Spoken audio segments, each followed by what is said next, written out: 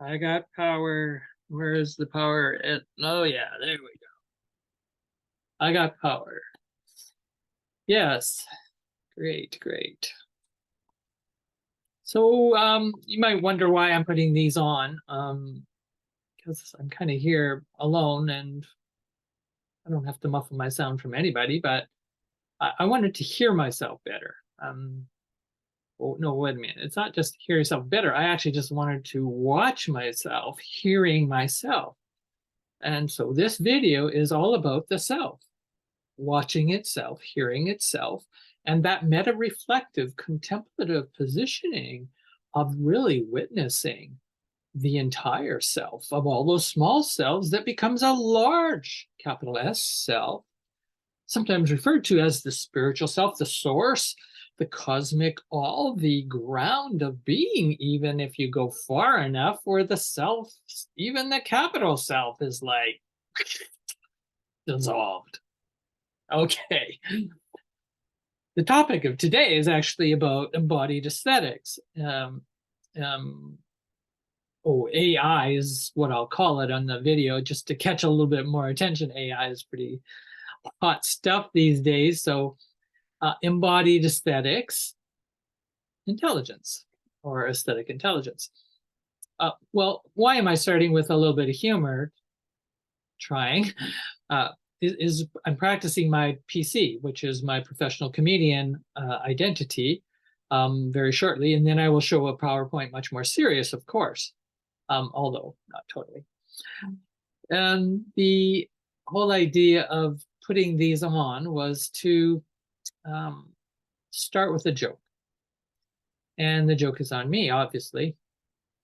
And the joke is that I had this thought that, well, put them on, and then, well, what would that mean, Michael? It would mean that this is the typical archetypal image of the male sitting in front of a TV screen, talking to umpteen numbers of subscribers, viewers, and being able to talk endlessly about themselves, looking at themselves, hearing themselves, and getting reflections of people back about themselves. And I mean, what male ego does not love that and can talk and talk and talk endlessly?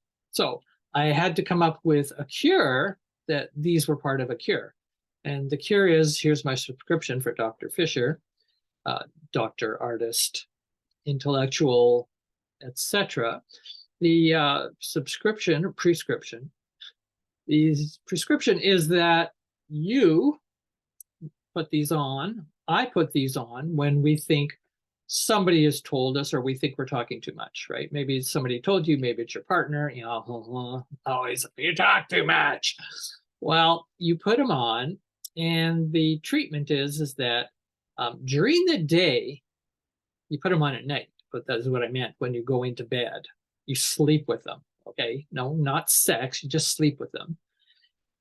Reason is you've had a little microphone, part of your treatment for talking too much is a little microphone hooked to your lapel or your neck or wherever, hanging around your head with a little microphone. Maybe you spend the whole day and you just record everything. So you got a little tape recorder, great, plug it into the computer at night, download it. You got this headset on, you're sleeping with your tape recorder, and you have to listen to yourself the entire day from the moment you woke up because you're being recorded. And everything you said that day, you have to listen to it before you go to bed. Oh, well, that's not quite the full treatment because that doesn't sound too bad for a male ego. Like he'd love to listen to himself for, umpteen hours, on, no, okay. The treatment has to be a little more severe than that for the male ego. And so basically, you have to listen to it 28 times. And in fact, you will not be able to shut the tape recorder off. It is designed, if I ever get this device built, it will be designed to go 28 times. So whatever you said in a day, it's going to play 28 times, whether you fall asleep or not. It's just going to go in your head 28 times. You're going to have these headsets on, and they're going to be made to, you cannot remove them. So you will have to listen to yourself 28 times, not once, not twice. And that's kind of like the 28-day treatment. You probably remember the sort of basic research was done on addictions and recovery. People would go into the center for addiction recovery, and it was called the 28-day program. And they'd come out and hopefully be able to recover and maybe not go back to addictions, a very serious and difficult thing to overcome. And there's even a movie way back called 28 Days. Well, let's move on. So the PowerPoint that I'm going to show, just do a share screen.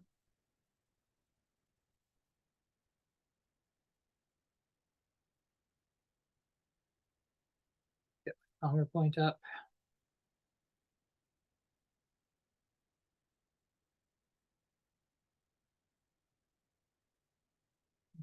Get it onto the full show here so we can start and go through it step by step. So it's a lecture I'm giving on AI, aesthetic intelligence, as you'll see. And I want to start with another little bit of a joke. Well, I know this is the Tao symbol, or the yin yang. Comes from the very sacred philosophical spiritual traditions of the Far East, particularly out of China, that I know of. And it starts with this idea, and it's a pretty strong statement about that there are two ways to know the world. There are two sides to the world. If you took the circle as a globe or a world, there's two sides to it. And there's, a long explanation I won't go into about the dual and the non-dual consciousness that's part of this sign. But like all signs and symbols, I think one can critique them. And I certainly am going to critique the Tao symbol right now. Oh, holy, okay, go for it, Michael. Yeah, long tradition, how many thousands of years old, sacred. Okay, you're gonna just critique it out. Well, so basically I think there's more than two sides to the world. I think there's a third side, and the third side is the humor side. Yeah, I mean, there's the black side and there's the white and the dark and the light, but there's also the humor side. Like, where is that? Sorry, do you see anything funny in this diagram? No, no humor side. No humor in those people who invented this and follow it. Sorry. So it's a bit boring, and it's not even true. It misses the humor side. Some artists, for example, I found this piece is just basically say, yeah, we're kind of bored with this symbol too, Come on, let's contemporize this to a little reality, okay? So one artist depiction, and nice job. All right, so I'll move on now, get my picture down out of here a bit. So we're going to move now to the actual lecture. So we'll see if I can wrap it up in maybe a half an hour or less, but I have about 16 slides to go through. So a couple things to notice. I'm calling it embodied art aesthetic intelligence, art experiences that I've had as an artist. And I'm very deeply interested in aesthetics. That's sort of the gist of the whole program of what I'm talking about tonight. And I often don't tell people that or write about that, but it's one of the very foundational philosophical interests that I have. And it's a theoretical interest and it's a practical interest as a practitioner, as an artist, as an educator, as a researcher. And some of that will come out because I'm going to show quite a bit of my art in these slides. Where I play with and try to understand aesthetics, I guess, in a way. I try to understand it in our society and myself and others. And, very important. Most people think, oh, you're going to talk about beauty and ugliness. No, I'm not going to necessarily talk about beauty and ugliness. In fact, that version of aesthetics is a very ancient, it's a very classical idea. I'm not going to lecture on the history of the word aesthetics and what it means and where it came from. I don't really know that much about that. But what I do know is how I've come to shape and construct aesthetics based on my actually embodied practice as an artist. And that means an artistic thinker, an aesthetic thinker as well.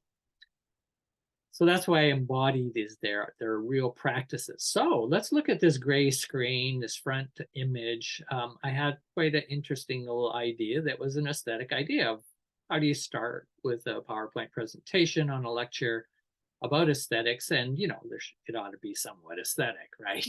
So that's kind of a basic principle of aesthetic intelligence, is keep thinking aesthetic. Don't just talk about aesthetic as an abstract, but embody it. So I made a piece of art here. This is an original piece of art made by RMF, yours truly, 2023 tonight, as I was preparing for this talk. Well, I want you to notice a couple things. The image itself, you can take a moment, peruse it. Made all by digital, so there's no handwork other than my hand on the mouse using the Photoshop digital program. But what I more want you to show, beyond the actual imagery, and we don't have time to go into what that all might mean, that actual image I created, what I have here just before you is kind of a double talk conversation of two images.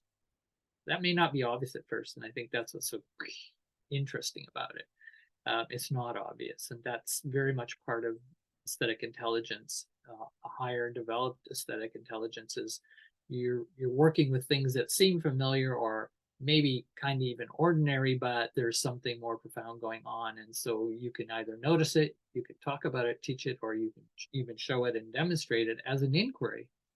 So this was an inquiry for me. I had this gray slide that I've been using, which is just completely gray, and it fills the screen. It has a little bit of a white line at the top of that gray slide. And I've been using it for a lot of art and things I've been doing digitally for weeks now. And then I said, well, let's start, might as well do this PowerPoint with that gray slide. And, art shows up.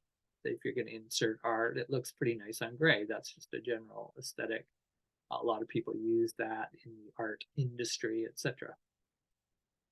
It's like a mounting, right? It's kind of a neutral color. Well, this is more than that, because I started with that gray slide, and then I realized I want to embed the gray slide in the gray slide. So I then copied another copy of the gray slide, but this is the one that I actually put into Photoshop and made these marks across the wavering, lingering bodies. Notice the topic is embodied. Could have been embodies of aesthetic intelligence, bodies. So I see these as animated bodies that I've been creating on that digital platform very quickly. And then because I've embodied the slide, I just made the gray slide a little smaller and then stuck it right on top of this other gray slide. So you're seeing the gray slide as the foundation background for many of the slides you're going to see in the PowerPoint, actually here animated as another body within itself, or on top of itself. You might say, well, it's just on top of itself, and it is, but it's really embodied. As you can see, there's actually, I love it that there's sort of no boundary except this indicated boundary of the white line, but it obviously does not enclose. So I like that tension between the enclosure and not quite able to close, and actually it's quite open and porous. All right, so I'm just trying to move forward with my slides, and it's not wanting to move forward.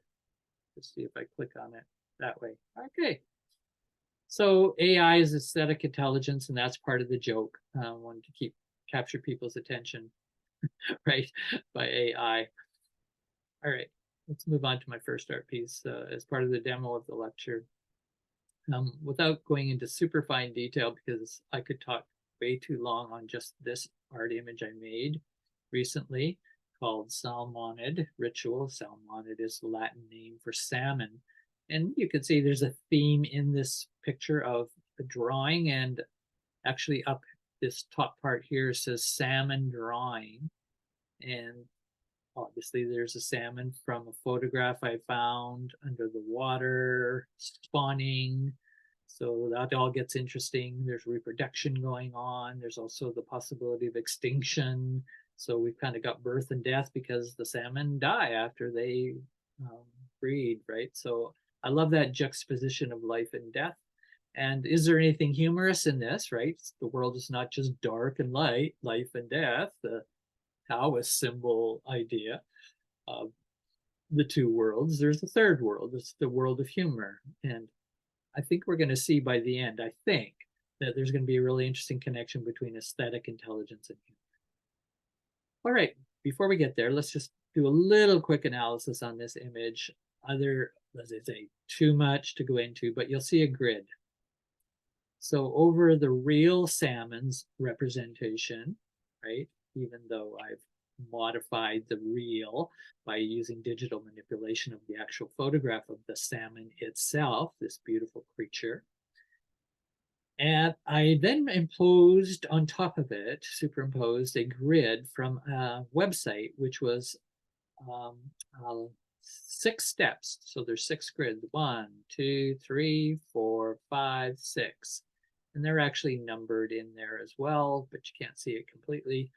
And they are steps, sort of roughly you can see the outline of how to build and draw salmon from stage 1, with making a line all the way to when you finish as a kind of silhouette drawing of a salmon. And this is obviously some artist, and I use that word very loosely with quotation marks, because to me it's a very questionable artist that would do such a thing as in to make a formula for a stereotypical, objectified image of a salmon. I think all the historical humans from the beginning of hominid, if not even before, that have been involved in drawing with sticks or on wood or on caves or whatever, any kind of representational imagery, imaginary, they would be appalled seeing what the world and humanity has come to with this idea that you can draw a standard drawn, formulated salmon and actually call that a salmon. And it's called salmon drawing at the top. Well, when I saw that, I just played with this image. It's all very spontaneous. I didn't plan this image. I say there's a cutout piece of paper from a cover of a book called Culture Studies. I had this pencil and stuck it on because it's the drawing tool. And I will show you a few other examples, but I have probably several times in a few decades, I've actually taken the pencil or the color pencil and glued it onto the actual piece of artwork, which might be a painting, or in this case, it's a collage. And the only thing I sort of drew was extended some of the lines, so actual drawing or painting, and I made the black line go over the pencil just to integrate the pencil into it. And notice the pencil is pointing to the drawn salmon.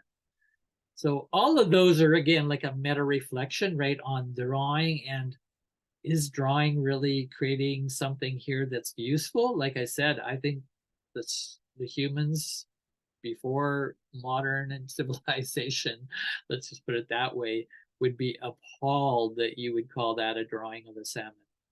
Because it's obviously you're drawing from a formula completely abstract that is not living, that is not in the waters it belongs, nor have you spent enough time to actually be with that salmon and know that salmon, talk to that salmon, whatever the phrases might be, to be experientially embodied with salmon. So you don't just draw salmon, you draw a salmon, and there's a knowing that has to go with that. Enough on that image. Another art piece that shows my own interest in how I work with this meta reflection on the aesthetic, right? Like art commenting on art is another way to put it. So some art critics or art historians, art theorists might say, oh, that's what you're talking about today, Mathiel, is art commenting on art.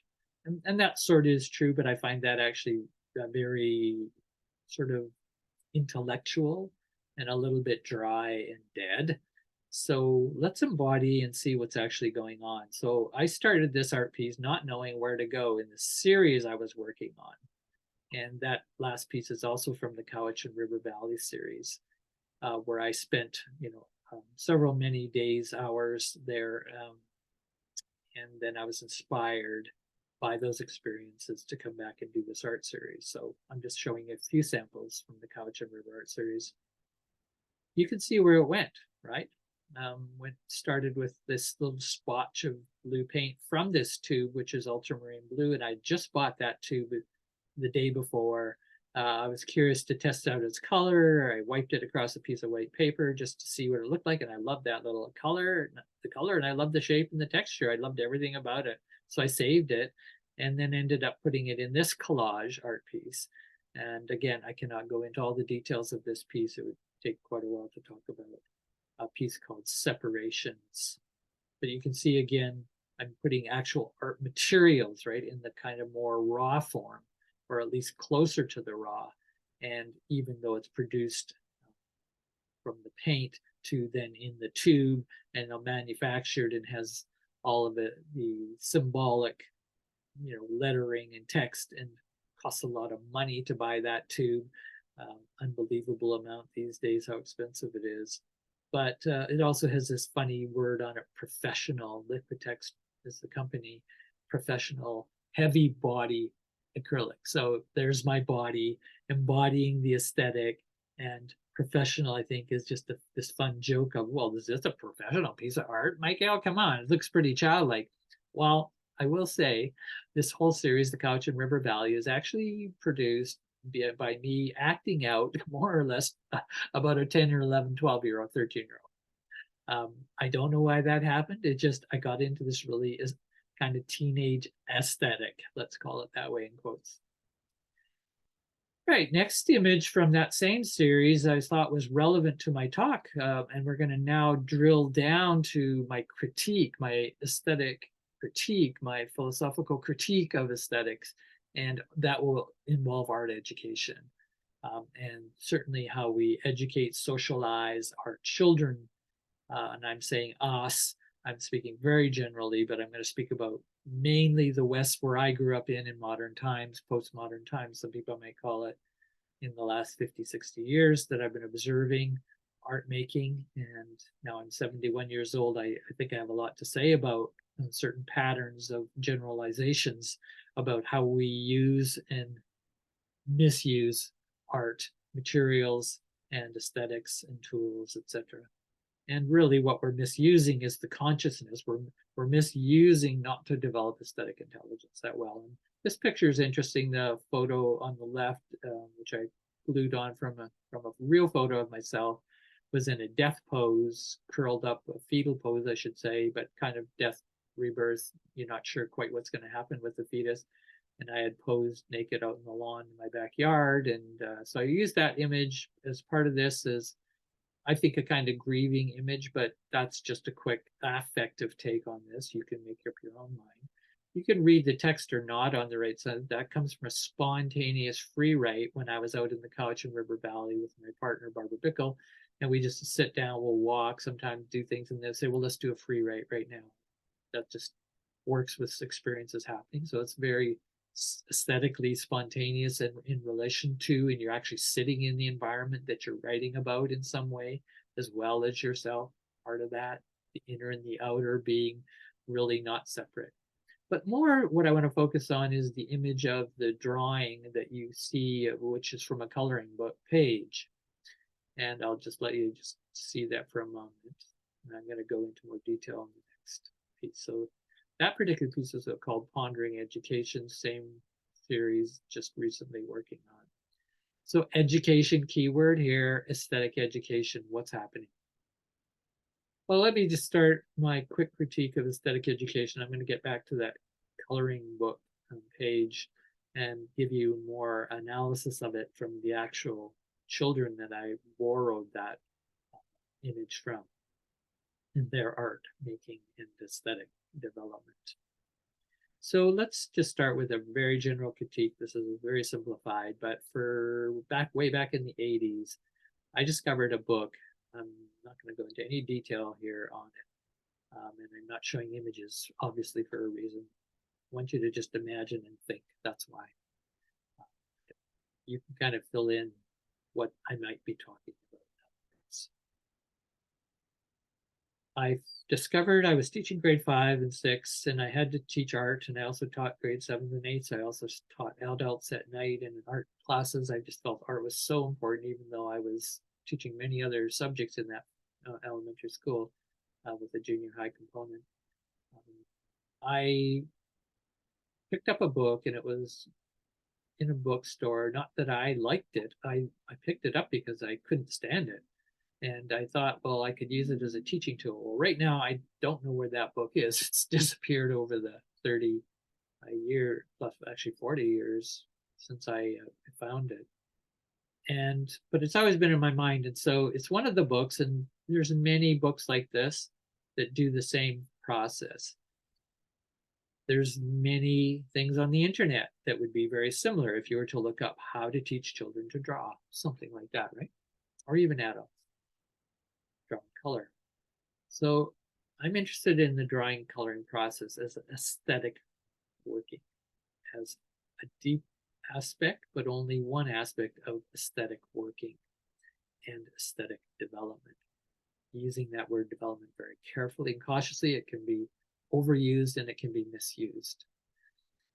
But those topics aside, the basic formula for many of these books, many online projects, many videos being taught by so-called artists, I put in quote art, or so-called art educators, quote, I put in cautionary scare marks because I really question how well and how informed those artists, art educators are who are teaching others how to do art, how to draw and color in this case. They have a before image. And so this particular book I was speaking about that 40 years ago showed here's a drawing, right? It was a coloring with crayons and things of a child before they got the lessons, right? From this teacher author who wrote the book on the method of how to teach children to color and draw. So they always show a before, and then they show, of course, after the treatment, right? I mean, you see this in health ads, right? This is what you're like before you had this product or treatment, and this is what you look like after the treatment. And this technique is used just everywhere, and I can't stand it for lots of reasons I won't go into. But the before image was, I thought, a very delightful coloring drawing by the child. I loved it. And then when I looked at the after one, after the training, with the step-by-step method of this person teaching the children, and then they showed the after, and we're supposed to go, that's better. And from me as an artist, I went, that's a disaster what you just have done. You erased all the aliveness out of the before image and made a very symbolic, crafted image after. And one could say perhaps the child got amazing rewards for, wow, that's so wonderful what you did. That's so beautiful. You're so talented. The after image, right? And nobody's necessarily, or may have said it a lot less quietly on the before image. This is disastrous to condition children into seeing that, or even adults to seeing that and thinking that that's the way we should go from before to after. Well, in that particular case, in that book, to me, it was a disaster because the life was out of it. So we'll get back to what do I mean by that. So here's a story. Night out, mom and dad. This is a real person who I work with at college at the daycare center. And they told me the story. Night out, they're going for supper. Parents always sort of like to get out of the house, right? But you've got a 4-year-old and a 6-year-old. And 4-year-old still in daycare, preschool. 6-year-old just started grade 1. They've been going for almost a year now, and the mother's noticing something. So first of all, children don't particularly like waiting for food to come and get ready, right, for at the restaurant. So the restaurant or the mother or parents will ask for, do you have any coloring, drawing materials, something for the kids to play with? And they often bring out the coloring sheet, right? And this one is actually manufactured for everything imaginable at Crayola.com at the bottom. So it's actually commercialized at the restaurant, that they're actually promoting a corporation, a massive, huge corporation called Crayola, which massively influences the education of aesthetic development. Not so good way. Sorry, it just isn't, for a lot of reasons I can't go into. Okay, maybe well-intended. The restaurant, you know, server brought these to the children, crayons, well-intended to keep the children occupied, something useful. They're not on their machines. And these particular parents would not want their children on machines very often. It's part of her educational philosophy. But anyway, the children goes about. So the quick story she told me about this drawing was, and they both had the same drawing, the 6-year-old, this is the 6-year-old and the 4-year-old. 6-year-old, what do? They color in the lines very quickly. That's what she told me. He had filled more or less all these images, the 5 major images that are drawn with the black heavy line. So that's the authoritative line drawn first, and you color it in like a good follower. Color the lines, color neatly, whatever, all those implications of implicit expectation that often go with, oh, that you colored that so well. Anyways, and then he was finished like in no time after filling in those 5 objects or so. And was starting to feel antsy. The other child's still working and starts kind of getting antsy. And he says, I'm finished, Mom. What's next? He's like typical, like next, consume, more. And she says, whoa, wait a minute. I'm looking at your coloring and I see, whatever she said, obviously encouraging him. But she said, you don't have to color always in the lines. And you can make your own drawings and add story to the drawing. So you can see all the extra lines outside of the 5 major objects there with the black drawing pre-given, just like with the salmon, right? Pre-given formula, stereotypic. These are not very alive or sensitive creatures. They're very muted and they're mechanical. And the coloring is mechanical when we color inside them so neatly.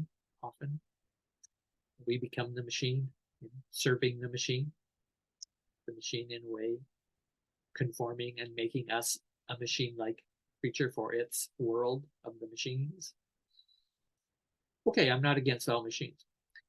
The coloring extended, and you can see. So let's now look at the 4-year-old. 4-year-old concentrates, did a little coloring around the bubbles, and notice did not stay in the lines as neatly as the 6-year-old. Again, 4-year-old, yeah, lines, okay, fine, whatever. Sort of follow them, sort of don't. And you can see colors the crab image very loosely. And I think quite amazingly, the mom said, wow, I noticed the difference immediately. The 4-year-old isn't schooled. And the 6-year-old's only been in school 6 months. And look at how schooled he is. His little crab is the right color, number 1, sort of, right? Crabs being sort of stereotypically red. We know there's other colors of the yellow and orange and dark green and so on. But they generally are red, especially when you boil them and eat them, right? And often they're depicted in cartoons that way as red. So the 4-year-old just not quite buying that conditioning. It had the red color there, but does all kinds of colors, mixes them, goes some intricate little markings, and sort of stays in the line, doesn't stay in the line, and yeah, also did some story drawing on the outside as he saw his brother doing, and so there's some kind of mimicking going back and forth, and they fed off of each other. But that particular knowing of the coloring and the mixing of the coloring around this here is just fantastic. It's revolutionary and resistant to the conforming to the coloring book syndrome. So we'll get to that in a second. I'll show the next couple slides. Moving along.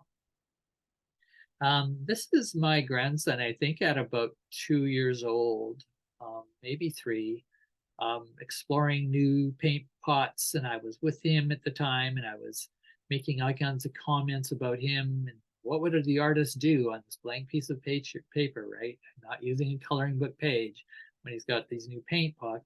And I just watched him and let him do his thing with the brush as a child very naturally will do, and quite spontaneously. And I can't remember exactly what the story was there, but so be it. You see the quality. Okay, this image on the right is my image just recently made today. I sat down with a piece of 3 by 5 paper, roughly, beautiful heavy watercolor paper, and I just took an orange pencil crayon, which I seemed attracted to, and I just started smushing. Just like my grandson way back here, 2-year-old. I'm kind of just smushing and making a mess. And that's how, and I says, I'm just going to fill this whole page with orange. I just had this idea. Okay, we'll keep going. I like this orange today. I don't always like this orange, but I do now. And I'm just going to start, you know, coloring the whole thing. So we're talking about coloring here, not drawing. And I separate coloring as distinct from drawing, even though I obviously overlap a lot, and there's more sophisticated overlappings of how they can fuse with each other, coloring and drawing. But coloring is, to me, the most primal experience. I think it's an anthropologically primal and evolutionary primal experience of coloring before we do drawing. Leave that aside. I think coloring is very important to recover and in a sense, heal our relationship with the magnificent quality of just coloring. You can just look at these images and just see the joy that came. Yes, I have 50 years of art experience beyond my grandson here, and I know a lot what I can do with an orange pencil crayon or colored pencil. I've done so many work with colored pencils. It's one of my favorite tools on paper and canvas and on many other substances or materials I've used, but I love the tool, and I have learned obviously a lot of skills to make it an interesting, beautiful picture in some way. Is it more beautiful than the child's, right? That would be an interesting question, but that's not what aesthetics is about for me. It's partly, beauty is one part, but we're going to define in a moment in my lecture beauty a lot deeper and a lot more meaningfully than it usually is described as just some kind of felt. I like it, I love it, it's beautiful. All right, aesthetic intelligence, remember, is the topic. So I did a series back in 2005 about my Blackboard memories as a child. So I was diving into this. This was during just after my dissertation research. I'm in an education faculty, so I'm thinking a lot about education and how we educate, right? And critically thinking about it.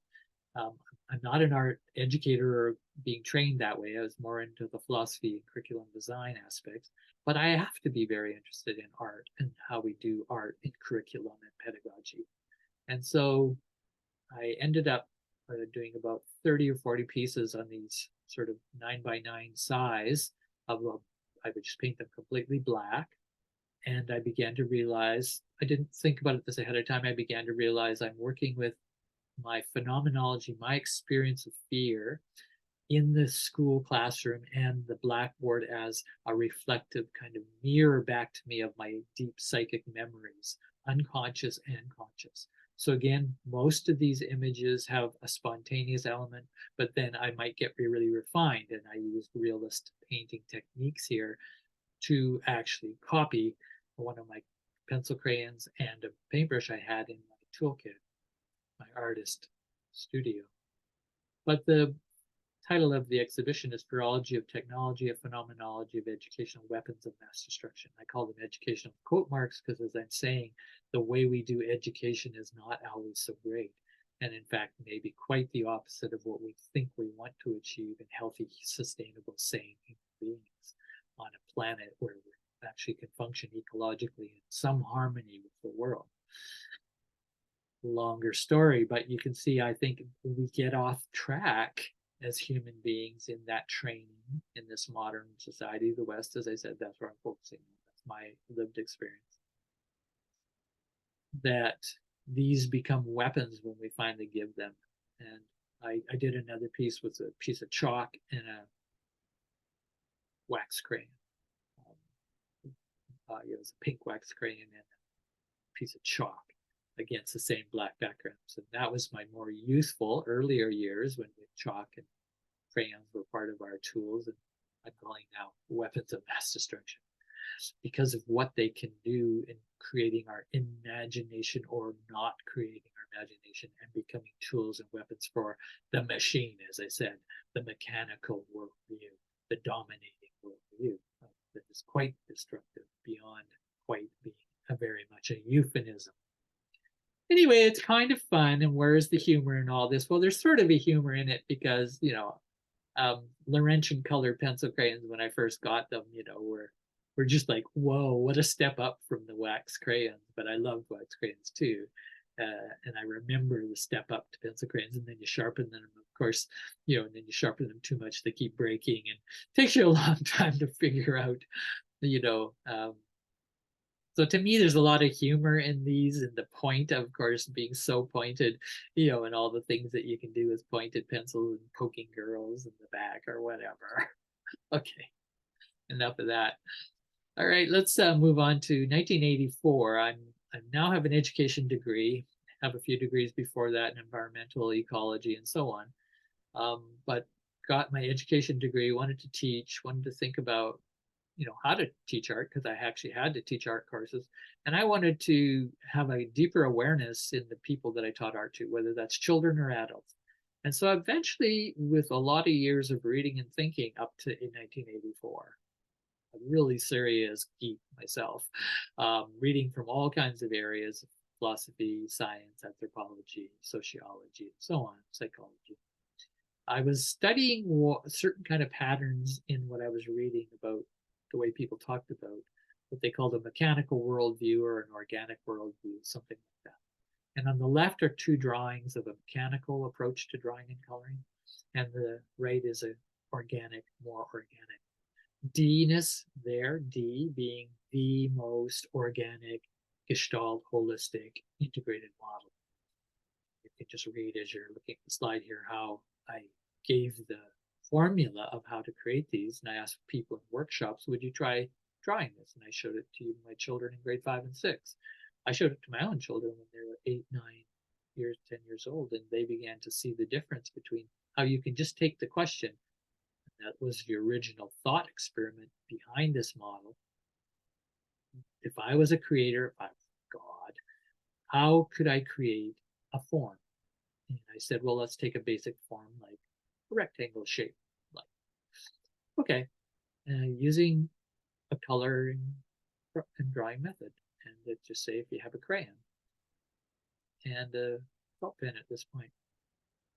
And I came up with these 4 different paradigms. Paradigms is a big complicated word I won't go into, but it's sort of the why do you think that's the most important way to do it? You're sort of solving the question. Well, how do you go about doing it? Drawing and coloring a rectangular shape. Well, you can go about it the A way, you can go about it the B way, you can go about it the C way, the D way. I think you get the drift. I can lecture on this. I've written articles on this model. It's about aesthetics, and it's about the gut sense of what it's like to create in very different ways, which is also to solve the problem of making. How do I make something? I can make it in many different ways. And these are different ways to color and draw this shape, but they are symbolic and universal and metaphoric of an entire way of being in the world. Okay, that gets complicated. And I ended up turning this into a large research project, asking 16 different questions about these models. I would just show them to people. Sometimes they would actually make them. And then I would ask them these questions, like, which is the most beautiful in your opinion? That's just one. That's question 3 out of 16 questions. Really interesting questions. I like especially the question about which is the most fear in it, which is the most fearless. Sorry, I can't go into that. I do talk about it sometimes in my other videos, and if you really want me to do something on it, I'll do something more specifically on even those questions, because they're very relevant to the world, as you can imagine. How do we understand and see these things? All right, so moving on, but it's to take off from the A and B model that you just looked at. A-ness and B-ness as ways or qualities of solving and resolving, and their ways of being. Okay, you get that idea, they're metaphors. And so in that same Blackboard series, I did an image like this. You can see I went from the colored pencil, showing colored pencil with paintbrush. Then I just said, well, I'm going to just show this image because this is when the pencil, so sharp, so clean, and this coloring book page so prevalent and nicely drawn in these black ink lines by somebody else, the authority, and I'm going to fill it in, A and B. And we not only fill them in, we fill them in this is very typical, especially if you're trained after a few years by grade 3, 4, 5, especially. That's when you'll watch children really conform to actually coloring in this very even, nice way. So it's monochrome. It's boring in that there's no variation or very little variation of the actual shading or the tone, right? It's actually all kept the same in each little section. And that is hugely what is going on. And I basically say you'd get 10 out of 10 score for that kind of coloring if it was a coloring contest. And that was in the school system, right? That is in the educational so-called system. So that's a critique there. I then said, well, what are the other ways? And I can't go into the long history behind fusion coloring, which I've named, and the exercises, learning the instrument of the actual crayon or the pencil crayon, whatever your instrument is for coloring and drawing. But I did an entire huge book of experimenting with what I called fusion coloring. And this is just a quick little sample of the most basic with a child's wax crayon. And I was going, yeah. And I learned this from several other places, but particularly Rudolf Steiner and Waldorf Art Education, how they teach working with the beeswax crayon and how they actually teach coloring. Whereas typically our society doesn't actually teach coloring. It just sort of gives us tools and says, well, go color. And some people say, well, that's so free and wonderful. I say, yeah, it's very undisciplined. Is what it is. I'm not saying there isn't a beauty, a certain kind of aesthetic wonderfulness to freedom and expression, but you have too much of that without the discipline, and that's like having a flute and trying to play it without the discipline of learning how to play a flute. Don't expect too much just by pure experimentation. Again, the odd, rare person, perhaps even genius, will do something by not being trained as a musician or as an artist, visual artist. I don't doubt that at all. However, the vast majority of the rest of us, 99.99%, we think free expression here in the West is more important than discipline in terms of art and art materials and coloring and drawing. And I think that's a huge mistake. And not a lot of people, and even art educators or artists like my approach, but so be it. What is quality is what I'm interested in. So if you're doing coloring and drawing, I want you to have a sensibility to quality. That's part of aesthetic intelligence. I want you to understand how what you make, not just what you make, but how you make the what. And just even in simple, just coloring on paper, as one example of the materials with a crayon, that you're thinking about what connects and what disconnects in your color. And there's a lot of reasons I can't go into. That's a huge long lecture about what is aliveness, what do I mean by connect, what do I mean by disconnect.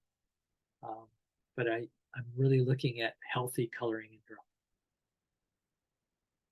drawing. So a few more images as I end the PowerPoint now. I play with colored pencils a lot. I use a lot of colored pencils. I collect them.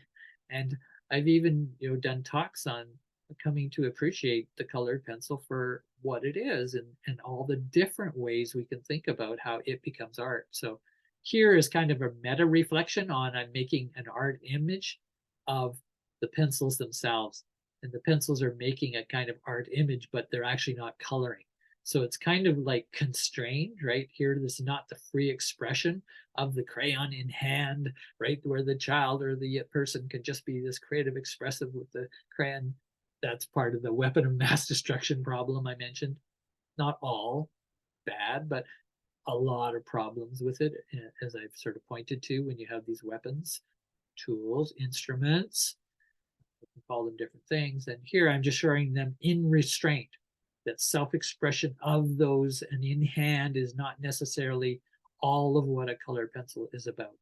And I want you to understand colored pencils in different ways. So this was just one experiment I tried on the scanner, showing colored pencils so that we start to see them as an instrument of, they're more than just in my hand. Oh, they're not just about you and yourself, right? No, they're not. And there's a whole history behind the making of colored pencils. pencils, and all the different brands, and all the different qualities of the different brands, and the ones that are found, and the ones that were given, and the ones that you bought in the store.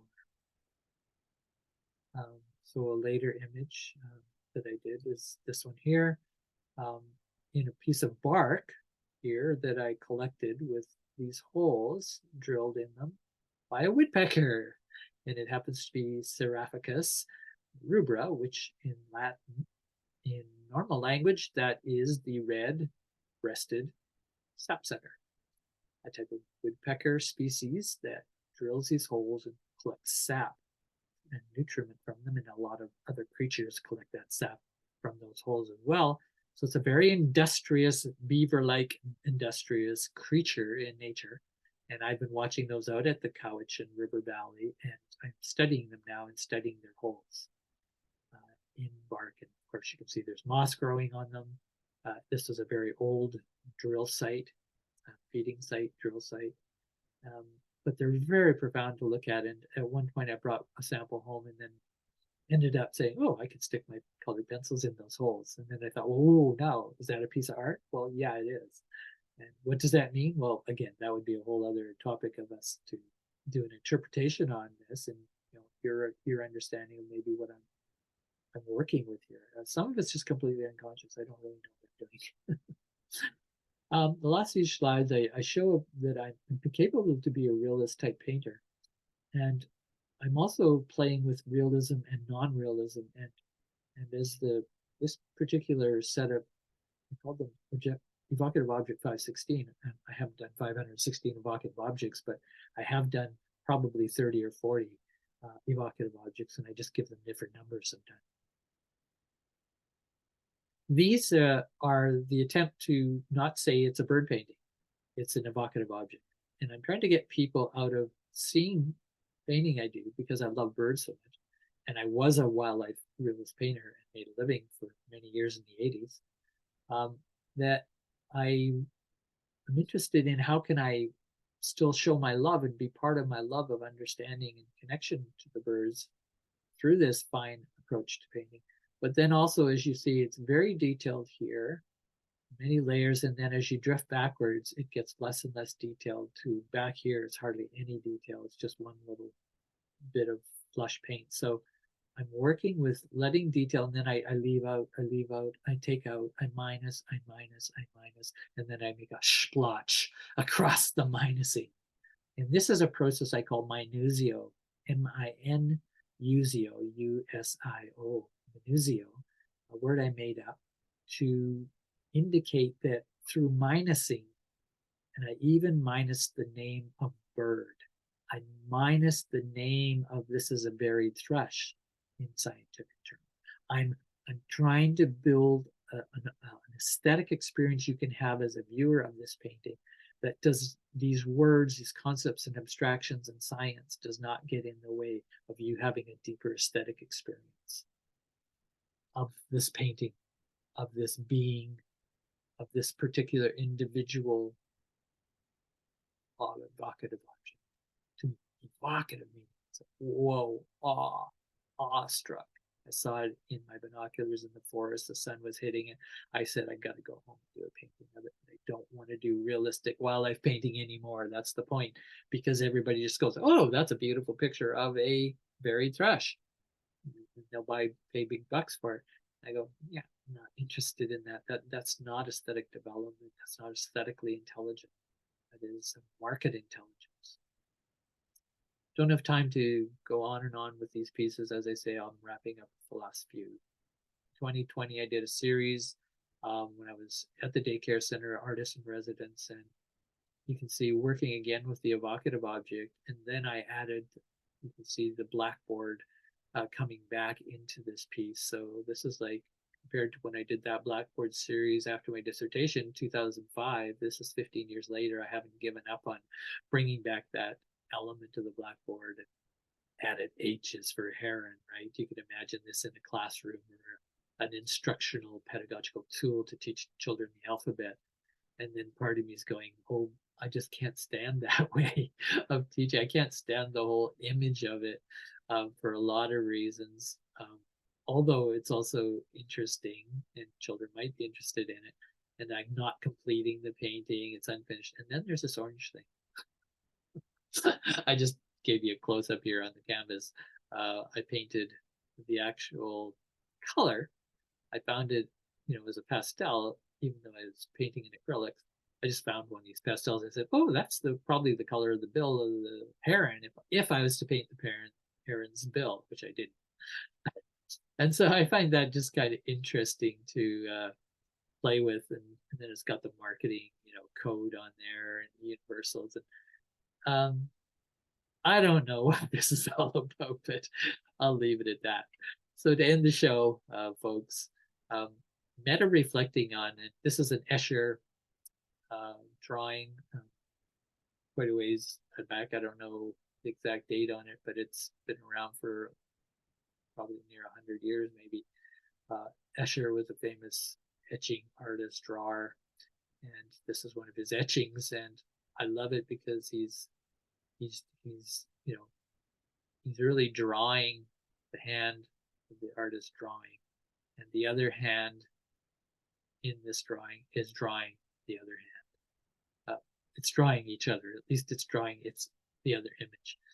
And I just love those levels, right, of the meta, of the reflective upon each other. So to end my theory or hypothesis, my meta reflection on drawing and coloring is this idea of being able to put the art, your actual art materials into the actual art piece to reflect something back to the artist and the viewer about the art making process and the materials themselves, giving them body, embodying them in the artworks, as I showed, like with this chalk or with the pencil crayon, right, with the brush. It's different things I've added, or even gluing the pencil on the image itself, that is in reference to drawing, but the hand wasn't there. So thank you to Escher. I think this is a very high level of aesthetic intelligence that created this particular image, and I'll end the PowerPoint on that note. We'll end the show. Stop share screen. So thanks very much for hanging in. I know that was a bit long. I did record it, but I'm not going to listen to it 28 times tonight. I think there's enough to be learned listening to it maybe once, and I hope maybe you will listen to it a couple times. I will listen to it a couple times and see what kind of learning can come, what we can learn from each other. And I'll also put down a link to the video I did on fusion coloring and how I sort of came about that, and a lot of samples. And I actually had a person do a documentary of my fusion coloring for a 17-minute documentary, which I'll put that link on the below when I publish this. Let's have more conversations, and look forward to your coloring and drawing and what you can learn from this video you might pass on to others. I appreciate that, especially to our children.